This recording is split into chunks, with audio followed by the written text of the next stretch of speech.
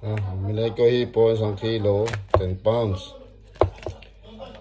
Tatanggalan daw natin ang itim dito sa likod. Alam ko lumang vlog na to, alam na ang dami na nakakaalam, pero wala tayong content. Kaya iba-vlog na natin pagtanggal ang itim. Yan. Tanggalin daw natin yung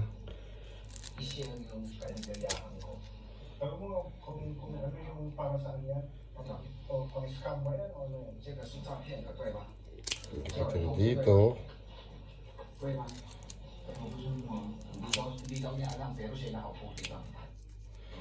Tanggalin yung itim. Sangkot ang grupong ito sa money laundering at finance department sila ng dating Pogo Hub. Naghiwa-hiwalay sila at bumuo ng maliit na grupo para hindi umano mahalata ang kanilang scamming operations. 6 na Chinese na nabutan sa raid. Tanggalin daw yung itim. The Roman scam, sinasabi namin sa inyo na investment fraud, crypto fraud, we were able to identify mga scripts nung nasa devices they are operating behind Sobra. medyo complex in the sense na alam nila kasi masyadong private yung lugar. So definitely may hirapan yung enforce nito. Matanda iniutos ni Pangulong Ferdinand Marcos Jr. Malalaki naman yung 10 pounds eh, no? sa bansa. Una na sinalaki ng NBI ang isang bahay na ginawang mini scam hub sa loob ng subdivision sa Kawit, Cavite noong nakaraang Biyernes. Ang operations department ng grupo ang nagpapatakbo nito. Tanggalin yung itim.